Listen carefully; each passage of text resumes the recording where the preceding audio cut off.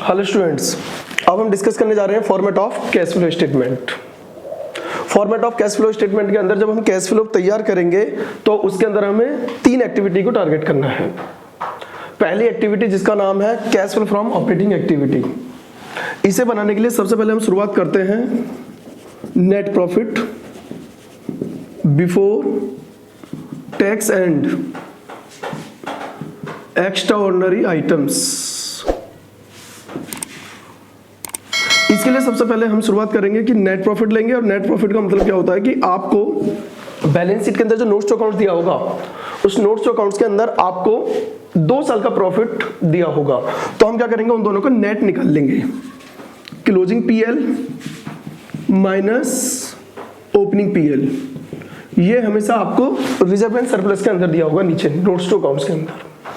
इसमें फिर हम प्लस करेंगे अगर कोई भी रिजर्व है उसके अंदर अगर हमने कोई वैल्यू ट्रांसफर करी है, ट्रांसफर टू रिजर्व। जैसे कोई एग्जांपल होता है जनरल रिजर्व का, तो ट्रांसफर टू रिजर्व भी हम बिल्कुल सेम तरीके से करेंगे। Closing balance minus opening balance, कि यहां भी आपको क्या है 2 बैलेंस दिए होंगे, हम क्लोजिंग बैलेंस में से ओपनिंग बैलेंस को रिड्यूस कर देंगे। दूसरा फिर हम इसमें प्लस करेंगे कोई भी डिविडेंड पेड। अब चाहे ये आपका इंटरिम डिविडेंड हो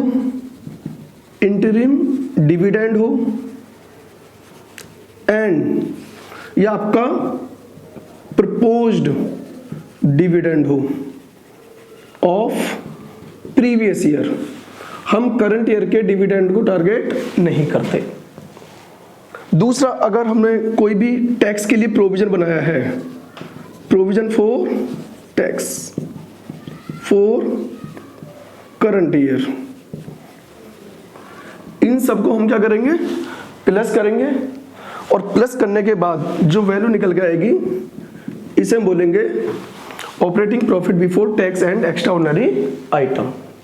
फिर हम इसमें प्लस करेंगे कोई भी ऐसा ट्रांजैक्शन या कोई भी ऐसे आइटम्स जो बिजनेस से साथ जुड़े हुए नहीं हैं। जैसे अगर मैं बात करूं adjustment for non operating items. Non operating item मतलब क्या हो सकता है, जैसे जो हमारी बिजनेस की ऑपरेटिंग एक्टिविटी के पार्ट नहीं है, या फिर एंड नॉन कैश एक्सपेंसेस। हम इन सबको क्या करेंगे एडजस्ट करेंगे। तो सबसे पहले अगर मैं बात करूं, जैसे नाम आएगा डेप्रीशिएशन का। डेप्रीशिएशन जो हमारी टेंजिबल एसेट्स पे चार्ज होता है, डेप्रीशिएशन ऑन टेंजिबल एसेट्स या अमोर्टाइजेशन ऑन इनटेंजिबल एसेट्स। हम इसे इसलिए प्लस करेंगे क्योंकि ये हमारा एक नॉन कैश एक्सपेंस है, क्योंकि इसे कभी हमने अपने पीएल से क्या कर दिया था माइनस कर दिया था, और पीएल से माइनस करने के बाद हमारा प्रॉफिट क्या हो गया था कम हो गया था। बट जो कि ये हमारा क्या है, ये हमारा नॉन कैश एक्सपेंस है, इसलिए हमें इसे क्या करना पड़ेगा, इसे दोबारा से प्लस करना पड़ेगा।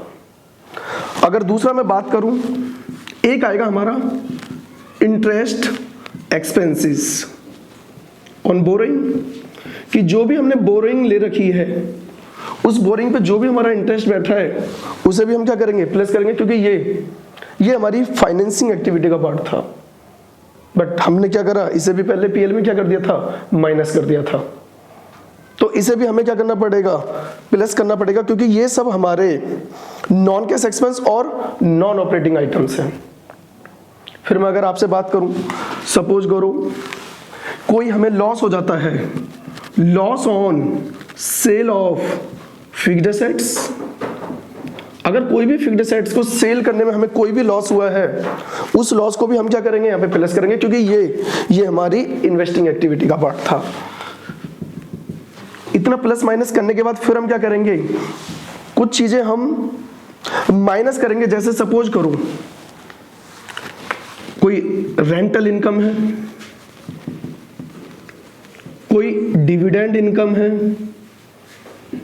कोई हमें इंटरेस्ट इनकम है, इन सबको हम यहां पे क्या करेंगे माइनस करेंगे, क्योंकि कभी हमने इन्हें क्या कर दिया था पहले प्लस कर दिया था। ये सब हमारी क्या है, ये हमारी नॉन ऑपरेटिंग इनकम है, ये बिजनेस से हमारी ऑपरेटिंग एक्टिविटी का पार्ट नहीं है। दूसरा अगर मैं बात करूं, किसी भी असेट्स को सेल करने में गेन ऑन सेल ऑफ कोई भी फिक्स्ड असेट्स है या नॉन करंट इन्वेस्टमेंट है, अगर किसी भी असेट्स को सेल करने में अगर हमें कोई भी फायदा हो रहा है, उस फायदे को हम यहां से क्या करेंगे, रिड्यूस कर देंगे, क्योंकि इसे हमने पहले क्या कर दिया था, गलती से प्लस कर दिया था। इतना सब कुछ करने के बाद जो निकल के आएगा हमारा प्रॉफिट, इसे हम बोलेंगे operating profit. Operating profit before working capital changes. चलिए, हमने अभी क्या देखा, हमने देखा operating profit before working capital changes. अब हम इसमें क्या करेंगे, अगर कोई भी हमारी करंट एसेट्स रिड्यूस हो रही है, डिक्रीज इन सीए, इसे हम प्लस करेंगे, और साथ के साथ इंक्रीज इन करंट लायबिलिटी, कि अगर हमारी कोई भी करंट एसेट्स अगर कम हो रही है तो हम उसे प्लस करेंगे। करंट एसेट्स कम होने का मतलब है, जैसे सपोज करो कोई इन्वेंट्री है, अगर आप इन्वेंट्री को सेल कर रहे हो तो ऑफ कोर्स इसका मतलब क्या है कि आपके पास पैसा आ रहा है। और साथ के साथ अगर हमारी कोई भी करंट लायबिलिटी अगर इंक्रीज हो रही है तो ये भी किसको रिप्रेजेंट करता है, इनफ्लो को रिप्रेजेंट करता है। मींस उस टाइम हमारा अमाउंट बचा हुआ है, हमारी पेमेंट नहीं हुई है। साथ के साथ इसका अपोजिट होता है increase in CA and decrease in CL.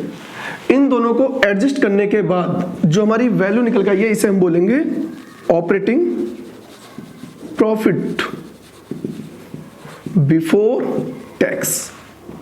और इसमें से हम लास्ट में क्या कर देंगे, जो भी हमारा टैक्स पेड है, और टैक्स पेड माइनस करने के बाद जो वैल्यू निकल के आएगी, इसे हम बोलेंगे कैश फ्लो या यूज्ड इन ऑपरेटिंग एक्टिविटी। कि अगर आपकी वैल्यू माइनस में आ रही है तो फिर आप कौन सा शब्द लिखिएगा, आप यूज कीजिएगा यूज शब्द को। तो इसके बाद हमारी सेकंड एक्टिविटी आती है जिसका नाम है cash flow from investing activity. सबसे आसान, इसके अंदर केवल हमें क्या देखना है कि अगर कोई भी हमारी असेट्स अगर सेल हो रही है तो ये हमारा इनफ्लो है। Sale of fixed assets, sale of fixed assets, या हमारा कोई भी नॉन करंट इन्वेस्टमेंट। दूसरा हम इसमें क्या लेंगे, परचेज ऑफ फिक्स्ड असेट्स या एनसीआई। यानी सेल का मतलब इनफ्लो होता है, परचेज का मतलब होता है आउटफ्लो। कभी कभी जैसे अभी मैंने जो हमारी अभी पहली एक्टिविटी थी ऑपरेटिंग एक्टिविटी के अंदर, मैंने बताया था कि कोई भी रेंटल इनकम है, डिविडेंड इनकम है, इंटरेस्ट इनकम है, वो हमने वहां पे क्या करे थे, माइनस करे थे, क्योंकि वो हमारी इन्वेस्टिंग एक्टिविटी का पार्ट था। तो हम चाहते हैं कि हम उन्हें यहाँ पे लिख सकते हैं, प्लस कर सकते हैं रेंट इनकम, डिविडेंड इनकम, साथ के साथ कोई भी अगर हमारी इंटरेस्ट इनकम है तो ये सब हमारी इन्वेस्टिंग एक्टिविटी का पार्ट है। तो सबसे आसान अगर मैं बात करूं cash flow from investing activity, जिसके अंदर हमें केवल sale and purchase of fixed assets को टारगेट करना है। तीसरा अगर मैं आपसे बात करूं कि तीसरी हमारी जो एक्टिविटी होती है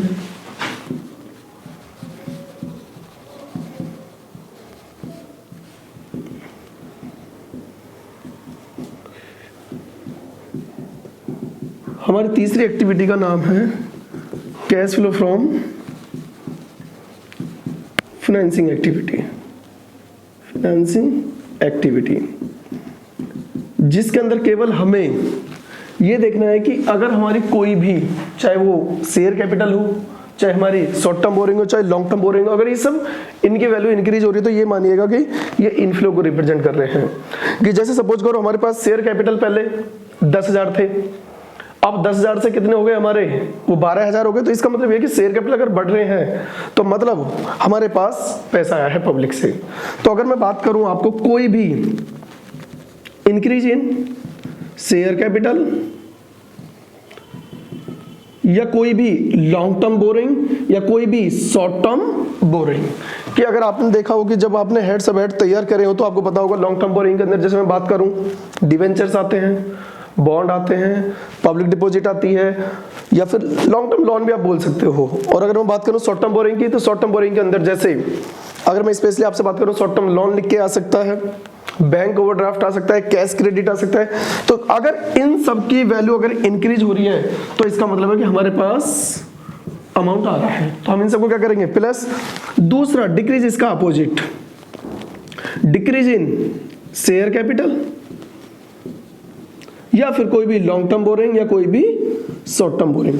अगर वैल्यू इंक्रीज हो रही है तो हम प्लस करेंगे और वैल्यू कम हो रही है तो हम उन्हें डिक्रीज माइनस करेंगे। डिक्रीज मतलब आउटफ्लो है और इंक्रीज मींस इनफ्लो है। दूसरा इसके बात कर रहे हैं जैसे कोई भी इंटरेस्ट एक्सपेंस है, इंटरेस्ट एक्सपेंसेस ऑन बोरिंग है, जो अभी हमने कुछ टाइम पहले ऑपरेटिंग एक्टिविटी में हमने इसे प्लस किया था क्योंकि ये वहां के लिए नॉन ऑपरेटिंग आइटम था, तो ये कहाँ का पार्ट है, ये फाइनेंसिंग एक्टिविटी का पार्ट है। तो इंटरेस्ट एक्सपेंस ऑन बोरिंग को हम यहाँ पे क्या करेंगे माइनस करेंगे। साथ के साथ अगर कोई भी डिविडेंड पेड है, डिविडेंड पेड है, हम उसे यहाँ पे माइनस करेंगे, चाहे वो इंटरिम डिविडेंड हो या आपका proposed dividend of previous year हो, उसे यहां से क्या करेंगे माइनस करेंगे। इसके बाद जो निकल के आएगा हमारा वो कहलाएगा cash flow from, cash flow या यूज्ड इन फाइनेंसिंग एक्टिविटी।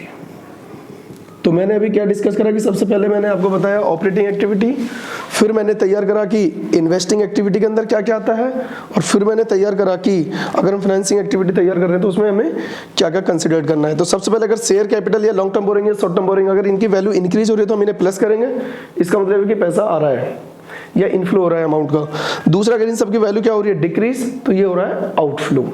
अगर कोई भी हमारा इंटरेस्ट एक्सपेंस है या डिविडेंड पेड है, ये हमारे यहीं के पार्ट थे, इसलिए हम यहाँ से क्या करेंगे माइनस करेंगे।